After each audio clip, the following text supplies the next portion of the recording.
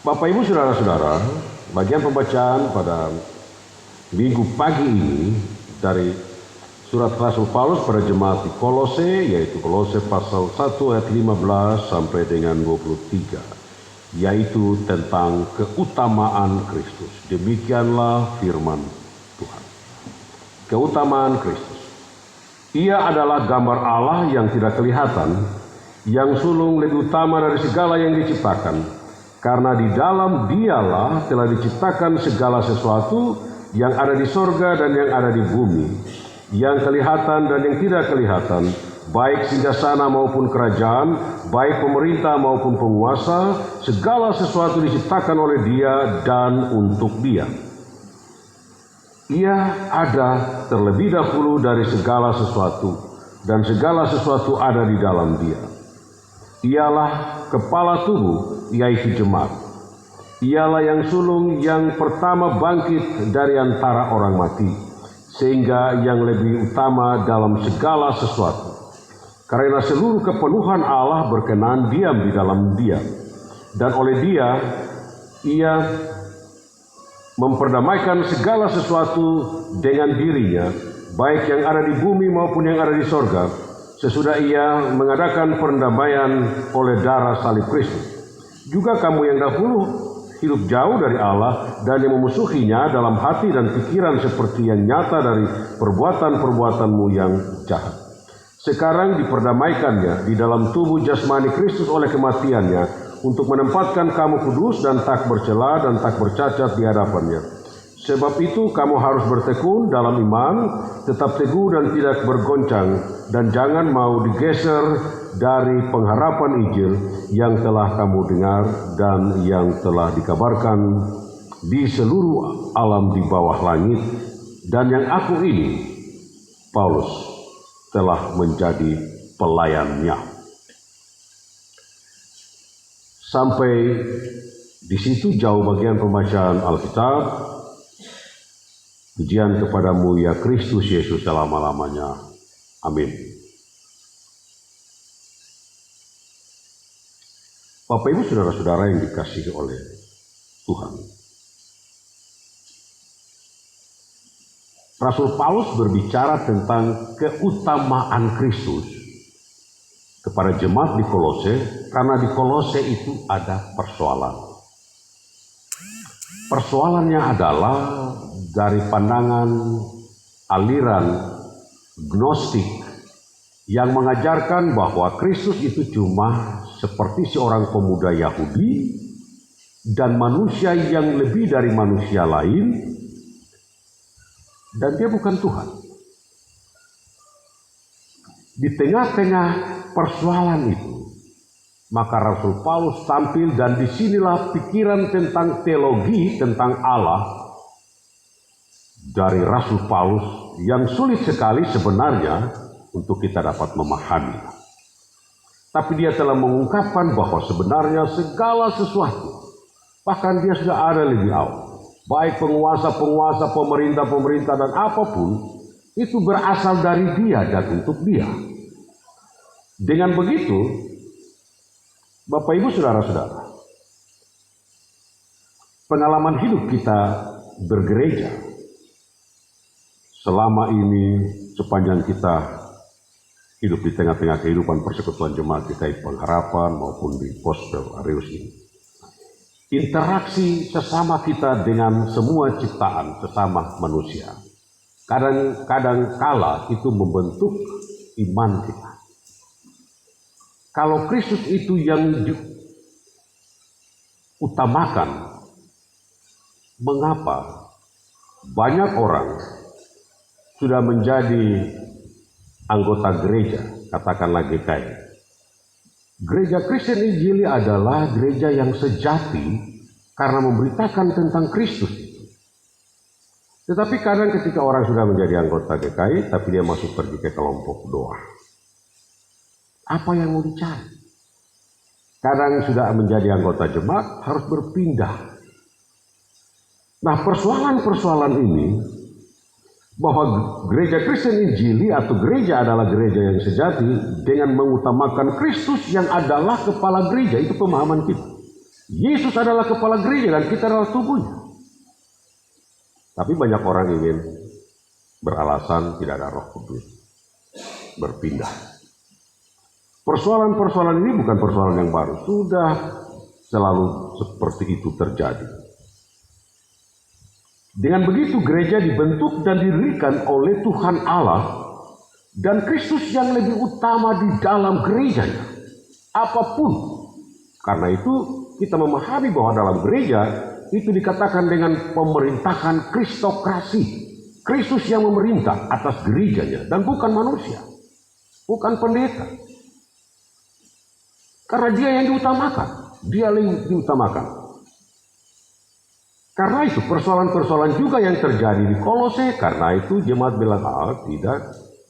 Pikiran kami, filsafat kami itu lebih daripada itu.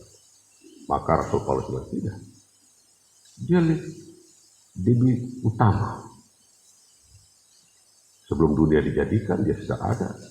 Pemerintah-pemerintah, penguasa-penguasa dunia apapun diciptakan oleh dia dan untuk dia. Kalau diciptakan oleh dia dan untuk dia, lalu kita gereja yang dibentuk oleh Kristus juga untuk dia, maka dia harus memerintah atas gereja. Nah, Bapak Ibu Saudara-saudara, ini persoalan-persoalan yang terjadi. Maka baik sebagai pelayan, penatua, dan syamaz, kita akan mengedepankan pelayanan bahwa Kristus lebih utama dalam gereja.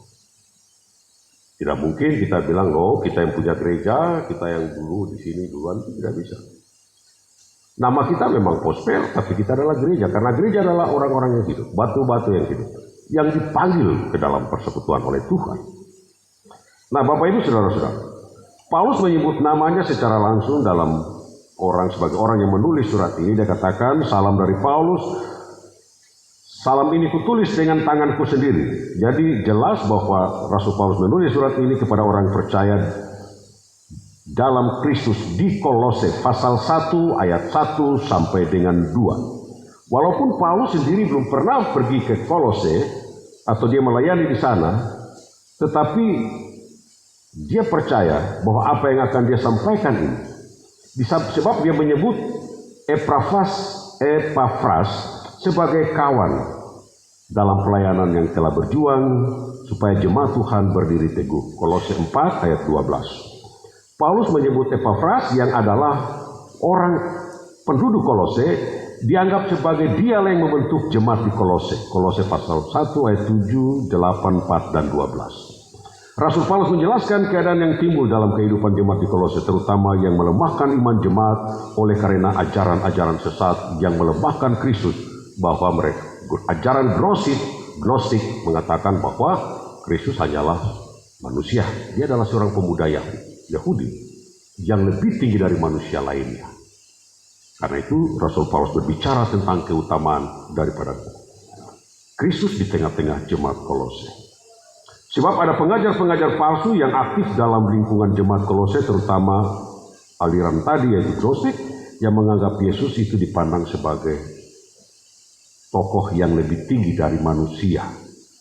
Dan dia bukan Allah, dan bukan sebagai perantara yang menghubungkan manusia dengan Allah. Kolose 2 ayat 8 mengatakan ini. Hati-hatilah supaya jangan ada yang menawan kamu dengan filsafatnya yang kosong, yang palsu menurut ajaran turun-temurun dan roh-roh duniawi, tetapi tidak menurut Kristus. Rasul Paulus menasihatkan mereka itu di pasal 2 ayat 8. Bapak Ibu Saudara-saudara, sehingga Rasul Paulus menjawab dengan menghubungkan secara erat karya perbuatan Allah dengan Kristus sebagai penebus untuk pengampunan dosa atau mengampuni dosa. Kolose 1 ayat 13 sampai dengan 14. Karena itu keutamaan Kristus dihubungkan dengan gambar Allah yang tidak kelihatan, yang sulung lebih utama dari segala yang diciptakan. Ayat 15. Yesus adalah wujud kelihatan dari Allah yang tidak kelihatan. Yesus adalah gambar Allah karena keberadaan ciptaan bergantung sepenuhnya kepadanya. Yesus sebagai gambar Allah adalah pelaku penciptaan itu. Dia yang sulung merupakan ahli waris dari semua ciptaan. Keutamaan Kristus ditulis juga di dalam Yohanes 1 ayat 1 dan 3. Pada mulanya adalah firman, dan firman itu adalah Allah, dan firman itu bersama-sama dengan Allah. Dia sudah ada lebih dahulu sebelum dunia dijadikan. Bapak Ibu Saudara-saudara, di dalam Dia telah diciptakan segala sesuatu. yang ada di sorga dan yang ada di bumi. Hal ini dimaksudkan bahwa Yesus Kristus dialah yang utama, berkuasa atas ciptaan, bahkan semua harus tunduk kepadanya. Segala sesuatu diciptakan oleh Dia dan untuk Dia, bahkan sebelum dunia diciptakan, Dia sudah ada lebih dahulu. Kolose 1 ayat 15 sampai dengan 17. Jadi Rasul Paulus juga menekankan tentang keutamaan Kristus dalam hubungannya dengan jemaat, yang digambarkan bahwa Yesus yang sulung yang pertama bangkit dari antara orang mati dengan tubuh rohani yang abadi. 1 Korintus 15 ayat 20. Pada hari kebangkitannya Kristus menjadi kepala gereja yang sejati. Karena Dia menjanjikan, tunggulah aku sampai aku memberikan kuasa dari surga untuk dengan pekerjaan pencurahan Roh Kudus, hadirlah gereja. Maka gereja yang sejati itu adalah Kristus adalah kepalanya. Bapak Ibu saudara-saudara, Kristus menjadi kepala gereja yang sejati, dan Paulus memberi keyakinan pada jemaat di Kolose bahwa Yesus Kristus telah mati karena dosa-dosa. Ia telah dikuburkan dan telah bangkit pada hari yang ketiga. Itulah keutamaan Kristus yang telah memperdamaikan baik di surga maupun di bumi melalui darah salib Kristus itu. Di ayat 18 sampai 20 kelihatan bagaimana keilahian dan kemanusiaan Kristus inilah menjamin kesempurnaan dari karya pendamaian itu. Dalam perjanjian lama bahwa imam mengambil seekor hewan lalu terus berulang-ulang tiap tahun masuk ke tempat persembahan baik untuk pengampunan dosa atau pendamaian, tapi Kristus sekali masuk untuk selama-lamanya. Artinya Kristus sekali mengorbankan diri itu untuk selama-lamanya. Imamat 16 ayat 16. Jadi Rasul Paulus memberi penjelasan bahwa keutamaan Kristus harus nampak dari cara hidup. Yang dahulu hidupnya jauh daripada Tuhan, sekarang harus dekat. Keutamaan Kristus itu harus nampak di tengah-tengah cara hidup orang yang bergereja. Tindakan yang memusuhi Tuhan itu hanya dapat diperdamaikan di dalam tubuh jasmani Kristus yang dipaku, disalibkan di kayu salib. Kematian Kristus di kayu salib merupakan puncak pendamaian yang sempurna bagi dosa manusia, bagi dosa saya dan saudara-saudara. Sehingga jemaat ditempatkan dengan kudus dan tak bercelah dan tak bercacat di hadapannya. Jemaat Kolose yang sudah didamaikan oleh Kristus, maka mereka harus hidup bertekun dalam iman dan tidak mudah diombang-ambingkan oleh rupa-rupa ajaran yang menyesatkan mereka. Jangan mereka digeser dari pengharapan Injil, yaitu keutamaan Kristus dalam hidup mereka. Sebab keutamaan Kristus yang telah diajarkan dan diberitakan kepada mereka itu sungguh-sungguh. Mereka teguh dalam iman dan percaya, tidak boleh bergeser sekalipun bahwa mereka percaya kepada Kristus. Bapak Ibu saudara-saudara yang dikasihi oleh Tuhan, lalu bagaimana dengan kita dalam kehidupan bergereja? Kadang-kadang persoalan gereja ini orang ribut berkelahi, baik di sinode, klasis, jemaat-jemaat. Orang tidak mengandalkan bahwa Kristus yang lebih utama dalam gereja. Manusia lebih menonjolkan diri, padahal tidak. Keutamaan Kristus dalam gereja yang sejati hendaknya dipahami bahwa gereja itu bukan milik perorangan, bukan milik pribadi. Karena Dia sendiri yang mendirikan gerejanya ketika hari Pentakosta. Yesus menciptakan gereja dan memanggil orang ke dalam persekutuan orang-orang percaya. Maka kita harus mengutamakan Kristus di dalam kehidupan, baik pelayanan, supaya pelayanan kita yang mengutamakan Kristus itu harus ditonjolkan. Keutamaan Kristus dalam gereja yang sejati adalah hubungan yang sangat erat antara Kristus dengan jemaat. Kristus adalah kepala gereja dan kita adalah anggota tubuh di Kristus itu. Gereja harus memberitakan keselamatan yang sudah dianugerahkan Allah melalui Yesus Kristus yang mati dan bangkit pada hari ketiga dan naik ke surga. Allah telah lebih dahulu mengasihi gerejanya dan seluruh kepenuhan Allah diam bersama-sama dengan gereja. Karena itu Bapak Ibu, saudara-saudara membayangkan. Rasul Paulus mengatakan di ayat 14. Karena di dalam Dia telah diciptakan segala sesuatu yang ada di sorga dan yang ada di bumi, yang kelihatan dan yang tidak kelihatan, baik singgasana maupun kerajaan, baik pemerintah maupun penguasa, segala sesuatu diciptakan oleh Dia dan untuk Dia. Maka termasuk gereja, persekutuan, kehidupan kita, baik di KSP, di Rayon, dalam sebuah persekutuan jemaat pengharapan yang besar, bahkan di Pospel ini. Kristuslah yang harus diutamakan dan bukan manusia. Bapak Ibu saudara-saudara, keutamaan Kristus dalam gereja yang sejati, karena kita percaya bahwa kepala gereja Kristen Injili Tanah Papua adalah Kristus, maka GKI adalah gereja yang sejati. Kalau kita sudah menjadi anggota gereja yang sejati, bagaimana kita harus pindah ke kelompok 2? Dengan alasan tidak ada Roh Kudus, bukan. Mungkin saja di sana engkau tidak mendapatkan keselamatan atau tidak ada pendamaian. Tantangan yang ada di tengah-tengah kehidupan kota ini, banyak gereja-gereja di hotel-hotel. Orang mencari umat, mempromosikan Injil, bantuan sosial, atau bantuan diakonia menjadi bantuan sosial. Bantuan sosial dulu baru tiba-tiba jadi itu diakonia. Orang tertarik. Bagaimana gereja sejati mengutamakan Kristus di dalam persekutuan? Itu yang terjadi di tengah-tengah kota. Tapi kita sebagai warga gereja, warga jemaat GKI Pengharapan yang ada di Pospel, kita percaya bahwa kita sebagai anggota-anggota gereja yang sejati, tidak ada satupun yang dapat menggeser kita dari pengharapan, karena kita percaya Kristus adalah kepala gereja. Tidak ada Kristus kepala kelompok 2, tidak ada. Tidak ada Kristus kepala kelompok persekutuan, tidak ada. Tidak ada. Karena gereja diciptakan oleh Kristus dan untuk Dia. Bapak Ibu saudara-saudara yang dikasihi oleh Tuhan, keutamaan Kristus dalam gereja yang sejati juga dipahami gereja ini milik Tuhan yang sering berhadapan dengan musuh-musuh gereja, seperti mereka yang hidup jauh dan bermusuhan dengan gereja, dan mereka berbicara seperti melempar batu dari jauh dan bunyi seng gereja. Siapa yang lempar? Itu orang yang tidak suka. Tapi juga dalam kehidupan persekutuan, kadang jemaat juga tidak suka majelis ini di KSP atau di Rayon, bahkan sesama majelis. Ya, toh? Lalu apa yang kita mau utamakan? Sesama anggota jemaat, kita mendapatkan pendamaian. Kita didamaikan oleh Kristus karena kita adalah anggota tubuh Kristus. Apa alasannya? Karena kita dibaptis dengan nama Bapa dan Roh Kudus, dibaptis dalam kematian dan kebangkitan, yang percaya kepada Dia, maka keselamatan itu tersedia bagi kita. Nah, dengan begitu Bapak Ibu saudara-saudara, sebagai gereja yang sejati, bukan pengharapan saja, tetapi ini memang dipunama Pospel, tapi gereja yang sejati adalah Bapak Ibu saudara-saudara yang duduk ini. Karena gereja yang hidup adalah manusia itu sendiri.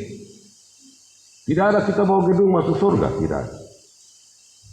Tapi kitalah gereja yang sejati itu, yang percaya kepada Kristus, yang menjadi anggota gereja, menjadi anggota jemaat, yang dapat memberikan pikiran untuk membangun jemaat dalam membangun jemaat itu.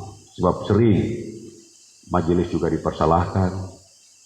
Dan semua orang begitu, apalagi bagi pendeta Watopa di Pengharapan, kadang-kadang orang marah, kan gereja ini bukan kita, gereja ini Tuhan punya, kita kan cuma alat. Nah, itu yang terjadi. Mengapa saya ingin bicara tentang keutamaan Kristus dalam persekutuan? Itu penting, karena itu menjadi pergumulan kita di Pospel. Bukan bicara soal organisasi, kita tidak menyembah organisasi, kita menyembah kepada Kristus yang adalah kepala gereja. Nah, dengan begitu Bapak Ibu saudara-saudara, pemahaman kita secara benar di mana GKI Tanah Papua Jemaat Pengharapan yang memiliki pelayanan di Pospel ini. Kita punya KSP, punya Rayon, punya jemaat, punya unsur-unsur seluruh majelis jemaat. Marilah dalam seluruh hidup ini kita mengutamakan Kristus. Begitu juga dengan saudara-saudara yang ada di sebelah. Kita tidak boleh memberi pikiran kami yang punya, tidak. Nanti Tuhan marah kita, ya. hidup ini seperti itu. Karena Tuhan yang panggil kita, gospel ini, gedung ini dipakai untuk memanggil orang bertemu dengan Tuhan Allah di sini. Carilah Tuhan supaya kamu hidup. Nah, dengan begitu keutamaan Kristus dalam gereja memberi arti bahwa jemaat harus hidup kudus, tidak bercela dan bercatat, serta bertekun dalam iman, bahkan tidak boleh bergoncang atau bergeser dari pengharapan ini. Kita harus mencintai Kristus lebih dari hidup. Kita juga menghargai dan mencintai jemaat persekutuan di mana kita ada, baik di Pospel, di KSP, di Rayon. Gereja dipakai Tuhan untuk memberitakan pelayanan melalui puji-pujian, persembahan pujian yang sudah disampaikan, maupun dengan doa-doa dan pelayanan. Kita tidak boleh beralih iman percaya pada Kristus. Dari Kristus, kita harus tetap percaya pada Kristus dan tetap tekun berdoa, membaca kitab dan rajin beribadah. Itulah keutamaan Kristus yang dimintakan oleh kita. Yesus Kristus, Kepala Gereja, memberkati kita dalam kehidupan untuk pekerjaan sepanjang minggu yang baru ini. Utamakanlah Kristus di dalam setiap kerja dan pergumulan. Tuhan akan memberkati kita. Amin.